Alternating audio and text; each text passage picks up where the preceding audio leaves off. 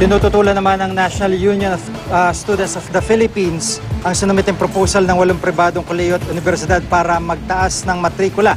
May live report si Dante Perelio. Dante.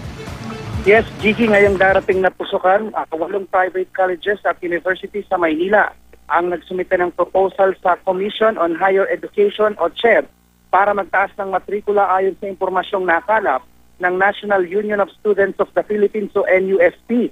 Nadiskubre raw nila ito matapos magsampan ng kaso ng reklamo sa CHED ang mga estudyante mula sa 7 colleges at university. Ito raw ang NU, FEU, UST, LaSalle, U Erecto, UE Caloocan, Tayati University at National Teachers College. Kinumpirma ito, Gigi, ng Philippine Association of Colleges and Universities o PACU. Ang hakbang na ito raw naaayon sa isinagawang pag-aaral ng mga nasabing eskwelahan.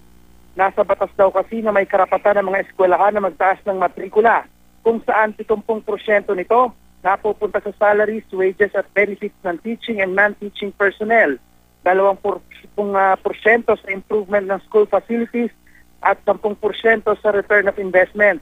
Pero mahigpit itong tinututulan ng NUST dahil nung 1 taon lamang daw, nagtaas na rin ang matrikula ang mga nasabing eskwelahan. Base pa sa dokumentong kanilang nakalap, Gigi, 8 hanggang 15% ang itataas ng matrikula. Pero may ilang eskwelahan daw na umaabot pa sa 30 hanggang 40% ang itinaas ng matrikula kung idadagdag ang iba pang mga bayarin tulad ng miscellaneous fees. Ang Catholic Educational Association of the Philippines o CEAP naman, sang-ayon sa panukalang taas matrikula.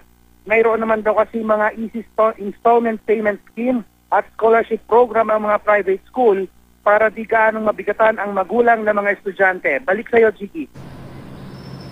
Maraming salamat, Dante Perelio.